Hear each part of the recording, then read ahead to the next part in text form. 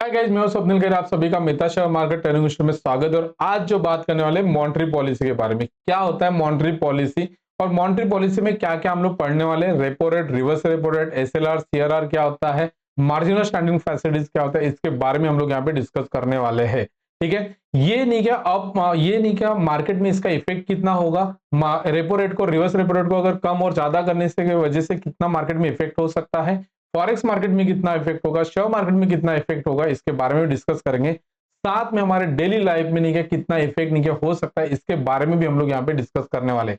तो आज का वीडियो भी नहीं क्या आपको काफी ज्यादा नहीं क्या इन्फॉर्मेशन नहीं क्या मिलने वाली है। तो चलो हम लोग चलते हैं, वीडियो को स्टार्ट करते हैं। यहाँ पे समझने की कोशिश करते हैं कि क्या होता है मॉनेटरी पॉलिसी। ठीक है, तो मॉनेटरी पॉलिसी में अगर आप देखोगे यहाँ पे repo rate, reverse repo rate, ठीक है, लिक्विडिटी एडजस्टमेंट फैसिलिटी हो गया, सीआरआर, एसएलआर हो गया है, marginal standard facility, call rate, इसके बारे में हम लोग यहाँ पे डिस्कस करने वाले हैं गाइस। ठीक है, तो चलते हैं, समझने की कोशिश करते हैं कि रेपो रेट क्या होता है। ठीक है, तो यहाँ पे देखो गाइस, यहाँ पे आपको मैं बताना चाहता हूँ रेपो रेट। ठीक है, अब यहाँ पे देखो 6% यहाँ पे हमारा रेपो रेट है। ठीक है, अब ये रेपो रेट किसको कौन लोन देगा, तो यहां पे देखते हैं हमारा एक कमर्शियल बैंक, हम लोग एसबीआई की बात कर रहे हैं, और एक रहता है हमारा आरबीआई जो कि सेंट्रल बैंक होता है। सेंट्रल बैंक जिस रेट पे नहीं क्या लोन देती है, मैं फिर से बता रहा हूं, सेंट्रल बैंक आरबीआई जिस रेट पे लोन देती है एसबीआई को, वो उस रेट को कहा जाता है रेपो रेट, जो कि हम लोग एग्जांपल के लिए ले रहे हैं 6%। कितना है हमारा 6%, यहां पे मैं बता रहा हूं। ठीक है, यहाँ पे एग्जांपल ले रहा हूं मैं 6%। ठीक है, अब ये 6% से लेके 6.5 हो गया, 5.25 हो गया, ऐसे कम ज्यादा क्यों करता है आरबीआई? क्योंकि आरबीआई का काम होता है इन्फ्लेशन को कंट्रोल करना और इकोनॉमी को इनहांस करना। ये काम किसका होता है? आरबीआई का होता है। इकोनॉमी को क्या करना है? बढ़ाना है, और क्या करना है? इन्फ्लेशन, महंगाई को कंट्रोल करना है। महंगाई का मतलब होता है कि जैसे कि हम लोग यहाँ पे 50 रुपीज यहाँ पे क्या है, केजी टोमेटो है, और 50 से लेके 60 रुपए केजी नहीं क्या हमारा टोमेटो हो जाता है, मतलब 10 रुपीज का क्या हो गया, इन्फ्लेशन हो गया, महंगाई बढ़ गई। इसी को कहते हैं महंगाई, इसी को कहते हैं इन्फ्लेशन। ठीक है, आई होप सो कि इन्फ्लेशन का वर्ड अगर आपको पता नहीं होगा तो आपको मैंने बता दिया। आगे में पढ़ते हैं। 6% से लेके यहां पे अगर बढ़ाया जाता है, फॉर एग्जाम्पल 6% अगर इन्फ्लेशन रेट है, अगर यहां पे अगर हम लोग देखते हैं कि इन्फ्लेशन रेट से नहीं क्या क्या इफेक्ट देखने को मिल जाता है हमारे डेली लाइफ में और शेयर मार्केट में, ये भी हम लोग देखने वाले हैं। एग्जांपल लेते हैं कि हम लोग कोई कार लोन का बात कर, तो कार लोन कैसा होगा, तो यहां पे देखते हैं कि कोई पर्सन है, जैसे कि 6% नहीं क्या, यहाँ पे मैं यहाँ पे नोट डाउन कर रहा हूँ, 6% नहीं क्या इंटरेस्ट रेट है। तो यहाँ पे जो कार लेने वाले लोग हैं, यहाँ पे 10,000 लोग हैं। ठीक है, अब उन्होंने क्या किया, रेपो रेट को नहीं क्या क्या किया, बढ़ा दिया, 6% से लेके 6.5 अगर कर देते। ठीक है, तो कितने लोग लोग कम लेंगे लोन? ठीक है, 7,000 लेंगे। कैसे? ठीक है, यहां पे और समझने की कोशिश करते हैं। ठीक है, 6% क्या है? Repo rate. मैं ये बात कर रहा हूं 6% रेपो रेट है, मतलब जिस रेट पे हमें मिलता है, जिस रेट को हम लोग नहीं क्या पीएलआर कहते हैं या फिर नहीं क्या बेस रेट कहते हैं। ठीक है, तो बेस रेट मतलब जो न्यू कस्टमर होते हैं उनके लिए नहीं क्या जो रेट पे दिया जाता है उसको बेस रेट कहते हैं। पीएलआर का मतलब होता है प्राइम लेंडिंग रेट, मतलब जिस नहीं क्या वैल्यूबल कस्टमर होता है उनके लिए सेपरेट नहीं क्या रेट्स रहते हैं, उनके लिए रहता है, जिसको हम लोग बोलते हैं पीएलआर। ठीक है, तो बेस रेट या फिर पीएलआर पे रेट पे नहीं क्या, हमें एग्जांपल में बता रहा हूं यहाँ पे 9%। ठीक है, 9% से हमें क्या मिलेगा, लोन मिलेगा, कार लोन। मैं यहाँ पे कार लोन की बात कर रहा हूँ। ठीक है, कार लोन पे कितने रेट पे मिल रहा है? 9% से। रेपो रेट को अगर नहीं क्या करेंगे, 6% है तो 9% पे मिलेगा। अगर उन्होंने रेपो रेट को बढ़ा दिया, 6.5 को हो गया, तो हमें जिस रेट पे मिलेगा 9.5% से हमें क्या मिलेगा, लोन मिलेगा। तो लोन महंगा हो गया, तो पहले लोन कम था, रेट कम था तो 10,000 लोग लेते थे। अब रेट को क्या किया उन्होंने, बढ़ा दिया, तो 7,000 लोग लेंगे, तो क्या हो गया, कार कम सेल होगा। कार कम सेल होगा तो मारुति सुजुकी की कार क्या होगी, कम सेल होगा, तो उसका पीएनएल क्या होगा, कम आएगा। पीएनएल कम आएगा तो रिपोर्ट क्या होगा, कम आएगा, और शेयर मार्केट में डिमांड भी क्या होगा, कम होगा, और डिमांड कम होने की वजह से शेयर की प्राइस क्या होगी, कम आएगी। मतलब इन मैं शॉर्ट में अगर बताना चाहूं तो अगर रेपो रेट को अगर नहीं क्या बढ़ाया जाता है तो कंपनी का सेल कम होता है, कंपनी का सेल कम होने की वजह से डिमांड कम होता है, डिमांड कम होने से शेयर मार्केट भी नीचे चला जाता है, वो कंपनी भी नीचे चली जाती है। आई होप सो कि आपको समझ में आ रहा है। ये हो गया हमारा रियल एग्जांपल शेयर मार्केट के इफेक्ट। अब यहां पे हम लोग देखते हैं कि अगर कोई सेल्समैन, उसके ऊपर डेली लाइफ में क्या इफेक्ट देखने को मिल रहा हो। तो जो सेल्समैन है, एक सेल्समैन ने समझ के चलते कि 10,000 अगर सेल्स होता है, रेशो निकाल रहे हैं हम लोग, ठीक है, 1% एक सेल्समैन नहीं यहाँ पे क्या कर रहा होंगे, सेल कर रहा हो, ठीक है, 1%, तो उसको इंसेंटिव मिलता है 100 रुपीज पर कार सेल, ठीक है, एग्जाम्पल बता रहा होगे। तो उसको उसकी जो फिक्स सैलरी है, ठीक है, उसकी फिक्स सैलरी 15,000 है, उसको इंसेंटिव मिले हैं 10,000, मतलब उसकी सैलरी कितनी है, 25,000 सैलरी आई है, कितनी, 25,000। अब ये 25,000 में से वो कुछ क्या करेगा, डेली मंथली एक्सपेंसेस करेगा, जो भी मंथली एक्सपेंसेस रहेगा, जो पर्सन 25,000 अर्न कर लेता है वो 18,000 नियर बाय नहीं क्या करेगा, उसके डेली एक्सपेंसेस रहेंगे, सॉरी मंथली एक्सपेंसेस रहेंगे, 7,000 क्या करेगा, वो सेव करेगा। 7,000 कहां सेव करेगा, हो सकता है वो एसआईपी कर रहा होगा, एलआईसी कर रहा होगा, या शेयर मार्केट में कर रहा होगा, या फिर एफडी वगैरह इधर उधर कर रहा होगा। मैं यहाँ पे बात कर रहा हूँ एसआईपी कर रहा होगा, या फिर नहीं क्या शेयर मार्केट में डाल रहा होगा, या फिर नहीं क्या एलआईसी निकाला होगा उसने। तो ये क्या करेगा, 7,000 सेव कर रहा है, ठीक है। तो डायरेक्टली इनडायरेक्टली मार्केट में पैसा 7,000 आ रहा है, ऐसे समझ के चलते।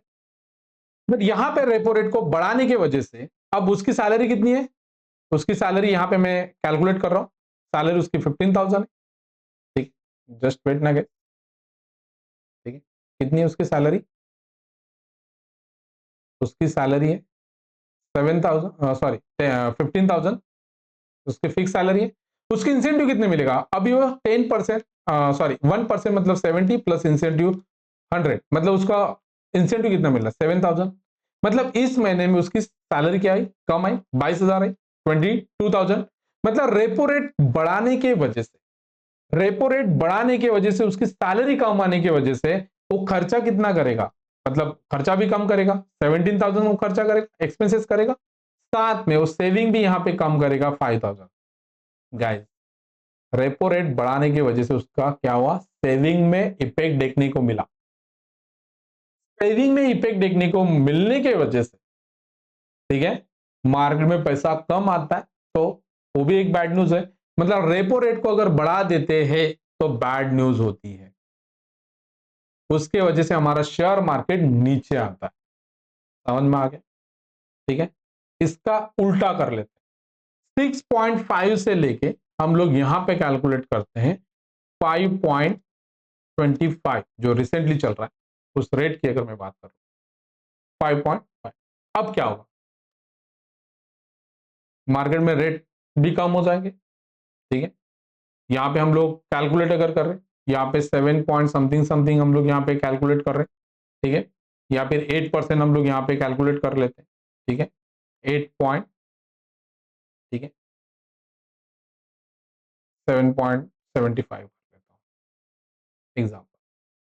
अब लोग भी ज्यादा लोन लेंगे, कितने लोग लोन लेने वाले, ठीक है।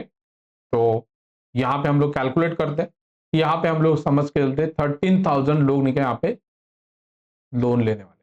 पहले कितने लेते थे, 10,000, फिर 7, रेपो रेट को क्या किया उन्होंने, कम किया, ये रेपो रेट है, कम किया, ठीक है। अब रेपो रेट को कम करने की वजह से 13,000 लोग कार लोन ले रहे। अब कार लोन लेने की वजह से क्या होगा, उसकी सैलरी तो 15,000 है, वो तो फिक्स रहेगा।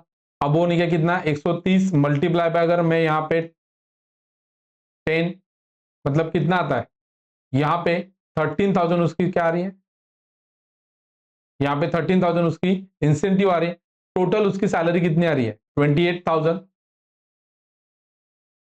अब वो क्या करेगा, 18,000 पहले क्या कर रहा था, खर्चा कर रहा था, फिर अभी अभी कितना करेगा, यहाँ पे एक मंथली एक्सपेंसेस कितना रहेगा उसका, 20,000, ठीक है। और यहां पे अगर आप देखोगे 8,000 वो क्या कर रहा है, सेविंग कर रहा है। मतलब पिछले केस से इस केस में सेविंग ज्यादा हो रही है और खर्चा भी ज्यादा हो रहा है।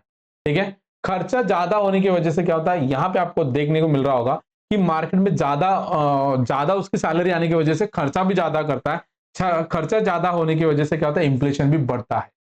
तो रेपो रेट को अगर बढ़ाया जाता है, ठीक है, रेपो रेट को अगर क्या होता है, बढ़ाया जाता है, तो इंफ्लेशन कम होता है। जैसे कि यहां पे देखो, डिमांड यहां पे कम हो रही है, इंफ्लेशन कंट्रोल में आता है, और यहां पे नीचे क्या होता है, इंफ्लेशन कंट्रोल में आता है, और यहां पे तुम्हारी इकोनॉमी भी स्टेबल हो जाती है। रेपो रेट को कम करने से, ठीक है, कम करने से इंफ्लेशन बढ़ सकता है और इकोनॉमी भी क्या होगी, बढ़ेगी। तो आरबीआई का काम होता है इंफ्लेशन को कंट्रोल करना और इकोनॉमी को इनहांस करने का काम किसका होता है, आरबीआई का होता है। और इसीलिए repo rate, reverse repo rate, SLR और सीआरआर का यूज होता है। हम लोग बात कर रहे हैं रेपो रेट। ठीक है, अब यहां पे मैं एग्जांपल देता हूं आपको। रेपो रेट को अगर नहीं क्या कम करते, फॉर एग्जांपल 6 पॉइंट रिसेंटली नहीं क्या उन्होंने किया था, 6.5 से लेके, एग्जांपल बता रहा हूं, अभी रिसेंटली जो चल रहा है 5.25। रेपो रेट को कम करने की वजह से ज्यादा से ज्यादा क्या लेंगे, इंटरेस्ट रेट भी क्या होगा, कम होगा। इंटरेस्ट रेट भी क्या होगा, ज्यादा से ज्यादा लोग क्या लेंगे, लोन लेंगे, कैश बढ़ेगा, मार्केट में डिमांड बढ़ेगा। उसके बाद नहीं क्या होगा, शेयर मार्केट भी बढ़ेगा, और कोई भी चीजों की प्राइस भी बढ़ेगी, और उसकी वजह से इंफ्लेशन भी बढ़ने वाला है। ठीक है, तो इस तरीके से आपको देखने का है। ठीक है, अगर रेपो रेट को अगर क्या करते हैं, कम करते हैं, रेपो रेट को कम करते तो हमारे लिए रहता है गुड न्यूज। क्या रहेगा, गुड न्यूज। गुड न्यूज की वजह से हमारा शेयर मार्केट क्या होगा, अपसाइड जाएगा। बट उसका साइड इफेक्ट भी होता है, इंफ्लेशन भी बढ़ता है। ठीक है, मैं कुछ केसेस भी आपको बताऊंगा बाद में। ठीक है, रेपो रेट को बढ़ाने की वजह से क्या क्या हुआ था। अब हम लोग समझते हैं कि पहले रेपो रेट क्या होता है। इसका उल्टा अगर कर लेते, ठीक है, कि 6.5 से लेके 7.5 अगर हो जाता है इन केस, तो मार्केट में क्या होगा, रेट भी क्या होगा, बढ़ेंगे। मार्केट में कम लोग लोन लेंगे, मार्केट में कैश कम आएगी। ठीक है, डिमांड यहां पे कम होने वाला है, शेयर मार्केट यहां से क्या होगा, नीचे जाएगा, और यहां पे देखो प्राइस भी क्या होगी, नीचे जाएगा, और इंफ्लेशन भी कंट्रोल में आएगा। और ये इंफ्लेशन को कंट्रोल करने के लिए रेपो रेट को नीचे यहां पे बढ़ाया जाता है। जब रेपो रेट को अगर बढ़ाया जाता है तो ये मार्केट के लिए, शेयर मार्केट के लिए बैड न्यूज होती है। आई होप सो कि आपको समझ में आ रहा है। रेपो रेट को कम करते हैं तो गुड न्यूज होती है, रेपो रेट को बढ़ाया जाता है तो बैड न्यूज होती है। और डेली लाइफ में भी हमारी इफेक्ट कैसे देखने को मिल सकता है, ये भी आपको मैंने बताया। ठीक है, एक करंट सिनारो देखते हैं, समझने की कोशिश करते हैं। 10 साल का हम लोग यहाँ पे एग्जांपल ले रहे हैं, रेपो रेट के बारे में हम लोग बात करेंगे। 10 साल का मैं यहाँ पे आपको एग्जांपल बता रहा हूं। यहाँ पे देखो रेपो रेट, यहाँ पे देखो 7.5 था। ठीक है, 7.5 से लेके यहाँ पे देखते हो 2019 में 5.15 नीचे हमारा रेपो रेट था, उसको नीचे कम किया गया था 4%। ठीक है, मतलब 1.15% यहां पे क्या किया था, रेपो रेट को डायरेक्टली कम किया गया था। ऐसा क्यों, क्योंकि आपको पता है लॉकडाउन में कोरोना के टाइम पे मार्केट में नहीं गया, 6 मंथ हमारा देश बंद था। मार्केट में नहीं गया, एक सेक्टर के पास नहीं ज्यादा पैसा जाता था, फार्मास्यूटिकल, डॉक्टर, सर्विस, दान अगेन एफएनजीसी, ये 3 सेक्टर में ज्यादा पैसा जा रहा था। इसकी वजह से क्या हुआ, मार्केट में पैसा नहीं था। ये 3 ही सेक्टर, बाकी सेक्टर के पास पैसा नहीं था, मार्केट में पैसा नहीं था। तो मार्केट में पैसा फ्लो होना चाहिए, इसीलिए रेपो रेट को यहां पे कम किया गया था। रेपो रेट को क्यों कम किया, मार्केट में पैसा नहीं था, मार्केट में लिक्विडिटी नहीं थी, मार्केट में पैसा फ्लो होना चाहिए, इसीलिए रेपो रेट को क्या किया, बढ़ाया। क्यों बढ़ाया, सॉरी क्यों कम किया सॉरी, रेपो रेट को क्यों कम किया, क्योंकि मार्केट में ज्यादा से ज्यादा लोगों ने लोन लेना चाहिए, और लोन लेने के बाद क्या होगा, ज्यादा पैसा आएगा। फॉर एग्जांपल मैंने यहां पे बताया आप लोगों को, जैसे कि आप यहां पे अगर देखते हो, समझने की कोशिश करते हैं, पहले 10,000 लोग कार लेते थे, अभी 7,000। रेपो रेट को यहां पे क्या किया, कम करने की वजह से 13,000 लोग यहां पे क्या कर रहे हैं, लोन लेने वाले। तो ज्यादा लोग लोन लेंगे तो मार्केट में पैसा मिलेगा।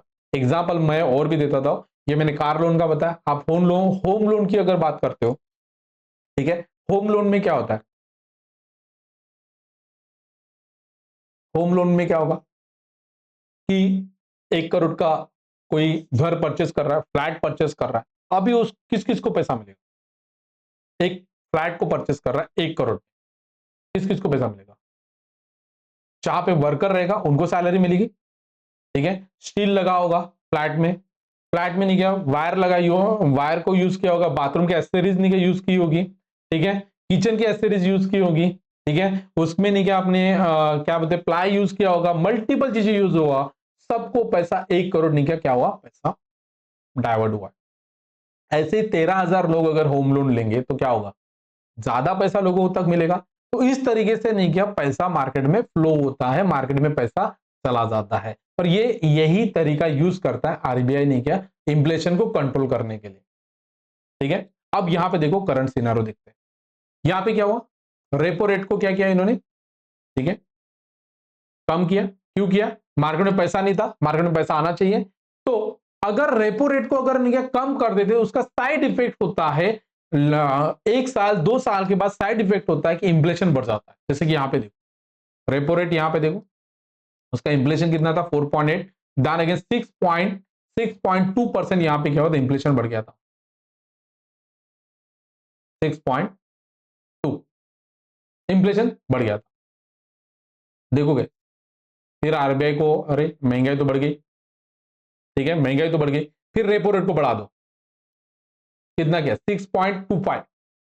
2022 में आपको याद होगा अप्रैल महीने का 2022 में अप्रैल महीना था जहां पे प्याज और टोमेटो के रेट्स काफी ज्यादा बढ़ गए थे। 150 पर केजी नहीं कि आपको प्याज और नहीं का टोमेटो मिल रहे थे, काफी ज्यादा इंफ्लेशन बढ़ गया, ठीक है। कितना था इंफ्लेशन? 6.7%, इतना ज्यादा इंफ्लेशन बढ़ गया था 6.7%, ठीक है। अमेरिका कितना बढ़ा था, यूएस का कितना बढ़ा था 9.7%, यूके का कितना मिला बढ़ गया था 11 पॉइंट समथिंग। गाइस इंफ्लेशन बढ़ गया था, इंफ्लेशन बढ़ने की वजह से रेपो रेट को बढ़ाना जरूरी होता है, क्योंकि इंफ्लेशन को कंट्रोल करने के लिए, ठीक है, रेपो रेट को बढ़ाया जाता है। क्यों रेपो रेट को बढ़ाएंगे? अब फिर से यहां पे देखते हैं हम लोग, इसी सिनारो में देखते हैं कि रेपो रेट पहले कम किया, फिर क्या किया, बढ़ाया। क्यों बढ़ाया? इसीलिए बढ़ाया रेपो रेट को क्योंकि इंफ्लेशन को कंट्रोल करना था। जो 13,000 लोगों ने लोन ले रहे थे, अभी लोग कम लोन लेंगे और मार्केट स्टेबल हो जाएगा। फिर क्या हुआ, रेपो रेट को बढ़ाने की वजह से आप देखोगे इंफ्लेशन क्या हुआ, कंट्रोल में आ चुका है, कंट्रोल में आ चुका, ठीक है। अब यहां पे देखो करंट का रेपो रेट कितना है 5.25। अब देखो इंफ्लेशन भी कंट्रोल में, रेपो रेट भी नहीं किया, यहां पे कम किया गया रिसेंटली। अभी अप्रैल महीने के बाद देखो, अप्रैल महीने के बाद जून में यहां पे नहीं किया 5 पॉइंट नहीं किया 5 किया, देन अगेन अगस्त में भी सेम था, अभी दिसंबर में रिसेंटली नहीं किया 5.25 किया गया आरबीआई।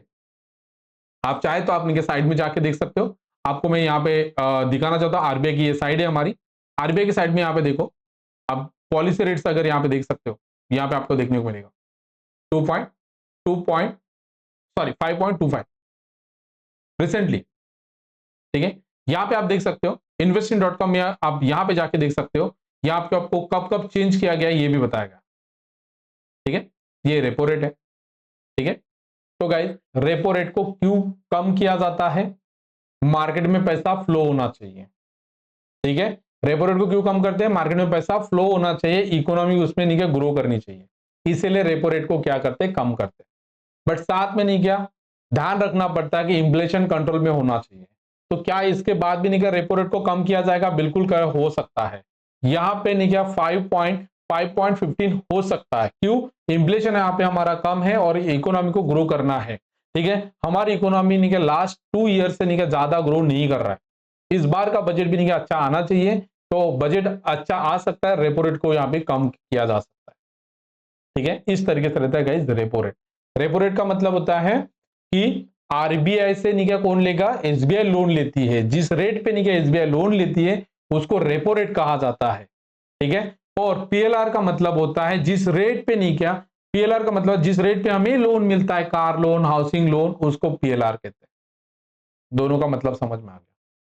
आगे बढ़ते समझने की कोशिश करते हैं रिजर्व रिवर्स रेपो रेट क्या होता है, ठीक है। आपको एक बार मैं दिखा देता हूँ गाइस, यहाँ पे रेपो रेट और इन्फ्लेशन के बारे में भी यहाँ पे दिखा देता हूँ। यहाँ पे आप देखोगे इन्फ्लेशन की अगर मैं बात कर लूँ तो यहाँ पे देखो सीपीआई एक रहता है कंज्यूमर प्राइस इंडेक्स। क्या होता है सीपीआई, ये इसके बारे में अगर आपको डिटेल में अगर चाहिए तो नीचे में कमेंट कीजिएगा, आपको सीपीआई के बारे में बताऊंगा कंज्यूमर प्राइस इंडेक्स क्या होता है। ठीक है, और यहाँ पे अगर आप देखो ये हमारा इन्फ्लेशन है, सीपीआई कंज्यूमर प्राइस इंडेक्स। ठीक है, और उसके बाद यहाँ पे देखो हमारी इकोनॉमी की अगर मैं बात कर लूँ, ग्रॉस डोमेस्टिक प्रोडक्ट जिसको जीडीपी कहते हैं। ठीक है, हमारे देश की इनकम, हमारे देश के अंदर में जो भी नहीं सर्विस और मैन्युफैक्चरिंग होता है उसको मिला के जो रहता है उसको हम लोग जीडीपी कहते हैं। ठीक है, जीडीपी के बारे में अगर आपको डिटेल में अगर वीडियो चाहिए तो नीचे में कमेंट कीजिएगा। ठीक है, तो यहाँ पे देखो जीडीपी, तो जीडीपी यहाँ पे देखो हमारा बढ़ रहा है, इन्फ्लेशन यहाँ पे क्या हो रहा है, कंट्रोल हो रहा है, जीडीपी यहाँ पे हमारा ग्रो कर रहा है और इन्फ्लेशन भी यहाँ पे क्या सॉरी रेपो रेट को भी यहाँ पे कम कर रहे हैं। तो यहाँ पे काफी ज्यादा अच्छा समझा जाता है, इसका मतलब है हमारी इकोनॉमी काफी ज्यादा स्टेबल है, ऐसा समझा जाता है। ठीक है, आगे बढ़ते समझने की कोशिश करते हैं रिवर्स रेपो रेट क्या होता है। ठीक है, ओके, तो यहां पे देखिएगा रिवर्स रेपो रेट क्या होता है। रिवर्स रेपो रेट का मतलब होता है जो भी एसबीआई के पास अगर कुछ डिपॉजिट्स है, कुछ डिपॉजिट के आरबीआई के पास नहीं क्या रखते हैं, और जो आरबीआई के पास रखने के बाद ठीक है जिस रेट पे नहीं क्या उनको इंटरेस्ट मिलता है उस रेट को कहते हैं रिवर्स रेपो रेट, और जो 3.75। ठीक है, अब इसको भी नहीं क्या ये आरबीआई के मेन नहीं क्या टूल्स होते हैं, इसको भी अगेन कि मार्केट में अगर पैसा फ्लो करना है, मार्केट में पैसा ज्यादा अगर लाना है, ठीक है तो इसको कम कर देंगे, 3 पॉइंट नहीं क्या 5 कर देंगे तो मार्केट में पैसा फ्लो होगा। अगर उसको लग रहा है कि महंगाई काफी ज्यादा बढ़ गई है, कंट्रोल नहीं हो रही है, तो इसको क्या कर देंगे, इसको बढ़ा देंगे, 3.75 को नहीं क्या बढ़ा के नहीं क्या वो करेंगे 4% या फिर नहीं क्या 4.5% कर लेंगे, तो क्या होगा महंगाई और भी कंट्रोल हो सकती है। इस तरीके से रहता है रिवर्स रेपो रेट। ठीक है, लिक्विडिटी एडजस्टमेंट फैसिलिटीज मतलब होता है रेपो रेट और रिवर्स रेपो रेट दोनों का जो डिफरेंस रहता है उसको बोलते हैं लिक्विडिटी एडजस्टमेंट फैसिलिटी। ठीक है, उसके बाद है स्टैट्यूटरी लिक्विड रेशो। अभी स्टैट्यूटरी लिक्विड रेशो 18% चल रहा है।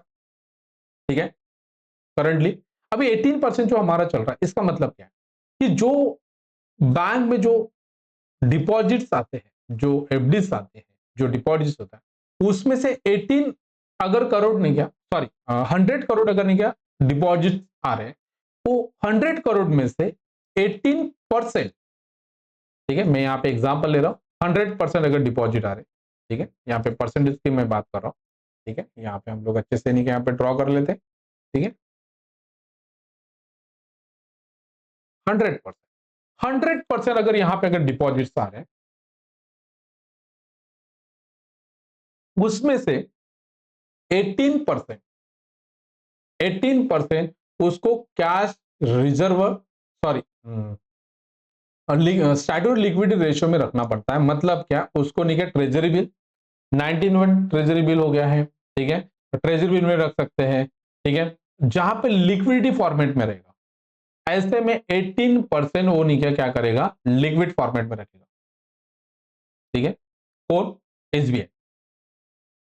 अब देखो कैसे इसको नहीं क्या बढ़ा दिया जाता, एग्जाम्पल बता रहा हूं, इसको बढ़ाया जाता है कितना, 18 से लेके 20 हो जाता है। ठीक है, तो मार्केट में पैसा कितना है, अभी पैसा कितना आ रहा है मार्केट में, लोन कितने ये कर रहे हैं डिस्ट्रीब्यूट कर रहे हैं 82%। अगर बढ़ाया जाए तो कितना होगा 80%, तो मार्केट में फ्लो कम होगा, मार्केट में पैसा कम आएगा।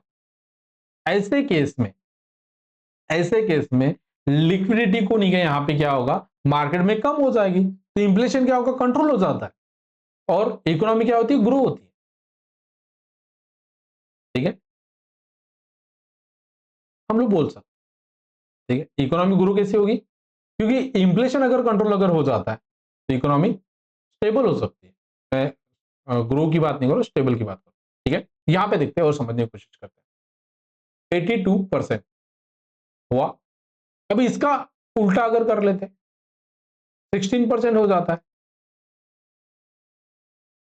एएसएलआर 16% हो जाता है, क्या होगा मार्केट में, ठीक है मार्केट में 84% मार्केट में लोन देगा, मार्केट में पैसा फ्लो होगा। ठीक है, मार्केट में पैसा फ्लो होने से इकोनॉमी भी ग्रो होगी, साथ में क्या होता है, इन्फ्लेशन भी बढ़ सकता है, साथ में इन्फ्लेशन भी क्या होगा, बढ़ सकता है। ठीक है, इकोनॉमी ग्रो होगी और इन्फ्लेशन भी क्या होगा, यहाँ पे बढ़ सकता है। ठीक है, अगर इन्फ्लेशन अगर बढ़ गया है, इन्फ्लेशन अगर बढ़ गया है तो उसको कम किया जाता है 18% करें। ठीक है, नहीं समझ में आ रहा है, चलो और अच्छे समझते हैं कैसे ला। ठीक है, करंटली 18% है। अभी ये देखो 18% से लेके यहाँ पे 20% है, मतलब फॉर एग्जाम्पल 100% में से 18% लिक्विडिटी फॉर्मेट में नहीं क्या रखना पड़ता है, कितना, जस्ट वेट ना।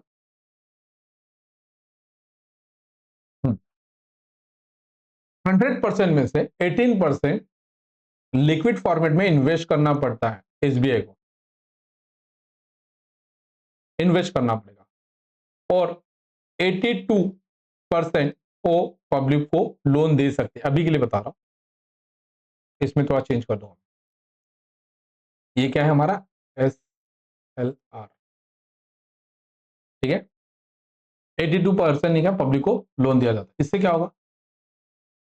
ठीक है, अभी इसका क्या होगा, उल्टा हो जाएगा। तो यहाँ पे 20% अगर करते तो मार्केट में पैसा कितना आएगा, 20%, सॉरी 20% लिक्विडिटी में जाएगा, तो 80% मार्केट में आएगा लिक्विडिटी में, मतलब पब्लिक को लोन मिलेगा 80% मिल रहा है। पहले कितना मिलता है 82, अभी कितना मिल रहा है 80।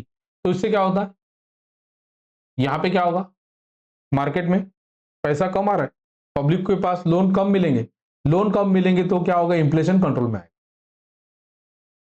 और इसका उल्टा 16% अगर कर दे, कितना होगा, 84। पहले यहां पे क्या होगा, 80 आता था, अब कितना आ रहा है, 84 आ रहा है, अब तो पहले से कम आ रहा है। ठीक है, तो यहां पे क्या होगा, मार्केट में पैसा कम आने की वजह से, मार्केट में पैसा कम आने की वजह से इकोनॉमी यहां पे क्या होगी, उतना ग्रो नहीं करेगी, स्टेबल रहेगी। ठीक है, और क्या होगा, इंफ्लेशन भी यहां पे क्या होगा, कंट्रोल होगा। समझ में आ रहा है, इस तरीके से यहां पे और भी समझते हैं। स्टार्टेड लिक्विड रेशियो, यहाँ पे हम लोगों ने देखा 100% डिपॉजिट है, उसमें से 18% रखना पड़ता है cash reserve, sorry liquidity format में। ठीक है, अभी कितना बचा 82, अब 82 से नहीं क्या, सीआरआर ये 4% था, अभी 3%, मतलब जितना भी डिपॉजिट है उसमें से 3% उनके पास ही रखना पड़ता है कैश रिजर्वेशन, वो लोन नहीं दे सकते। मतलब एक्चुअल जो पब्लिक को मिलेगा 79, एक्चुअल में ये आपको बता रहा था, ये दोनों मिला के नहीं माइनस करके बताया जाता है। तो 79% पब्लिक को, 79% पब्लिक को लोन दिया जाता है। 100% अगर डिपॉजिट रहेगा उसमें से कितना, 79% ही लोन दिया जाता है, जिसमें से CRR cash reserve, sorry statutory liquidity ratio, और एक रहता है सीआरआर कैश रिजर्व रेशियो, ये रखना पड़ेगा। अभी इस दोनों को भी फॉर एग्जांपल रिसेंटली केस में बता रहा हूं, 18% था और इसको 4% किया गया, 100% में से 82 और यहाँ पे 4% था। ठीक है, 4%, 78, पहले 78 नहीं किया था, मार्केट में पैसा आता था 78%, अब कितना आ रहा है 79। ये 1% नहीं गया, मार्केट में लिक्विडिटी बढ़ी, मार्केट में ज्यादा से ज्यादा लोगों ने लोन लिया, मार्केट में ज्यादा से ज्यादा पैसा मार्केट में फ्लो हुआ, मार्केट में ज्यादा पैसा फ्लो होने की वजह से कितना लिक्विडिटी जनरेट हुई है, 2.5 लाख करोड़ लिक्विडिटी जनरेट हुई है। और उसके वजह से शेयर मार्केट भी यहाँ पे ग्रो करते हुए मिल रहा है। जैसे कि आप यहाँ पे अगर देखो जून महीने में अगर आप देखोगे, ये हमारा शेयर मार्केट है, अगर ये देखो मई दान अगेन, यहाँ पे अगर देखो जून महीने में यहाँ पे देखो शेयर मार्केट काफी अच्छा ऊपर चला गया था। ठीक है, यहाँ पे आप देखो कितना अच्छा ऊपर गया, ये गुड न्यूज की वजह से। जब गुड न्यूज बढ़ जाती है तो शेयर मार्केट भी क्या होता है, अपसाइड जाएगा। आई होप सो समझ में आ रहा है। अगर इसका उल्टा अगर कर लेते, ठीक है, ये तो कम हो गया, अगर इसको बढ़ाया गया होता 5% अगर हुआ होता, ये 20% अगर हुआ होता तो मार्केट में क्या होता? यहाँ पे अगर आप देखोगे 100 में से कितना गया? 80, 80 में से 5 गया 75। मार्केट में पैसा कम आ रहा है, मार्केट में पैसा कम आएगा। तो मार्केट में पैसा कम आएगा तो क्या होगा? यहाँ पे लिक्विडिटी यहाँ पे कम आएगी, ठीक है, लिक्विडिटी कम आएगी तो क्या होगा? इकोनॉमी यहाँ पे ग्रो कम करेगी, ठीक है। तो ये नहीं होना चाहिए। इकोनॉमी को स्टेबल करना है, इन्फ्लेशन को स्टेबल करना है, इकोनॉमी को ग्रो करना है, ये काम आरबीआई का होता है। आई होप सो कि आपको सीआरआर भी समझ में आ रहा है, ठीक है। चाहे तो आप नहीं कहे इन्वेस्टमेंट.com में जाके देख सकते हो सीआरआर कितना हुआ है। चार्ट जीपीटी को आप नहीं कहे एआई को पूछ सकते हो कि कितने लिक्विडिटी यहाँ पे जनरेट हुई। तो ये डिजिट जो निकल के आएगा 2.5, ठीक है, लाख करोड़, इतना लिक्विडिटी मार्केट में जनरेट हो चुकी है सीआरआर 1% से कम करने से। आई होप सो कि आपको सीआरआर समझ में आया, ठीक है।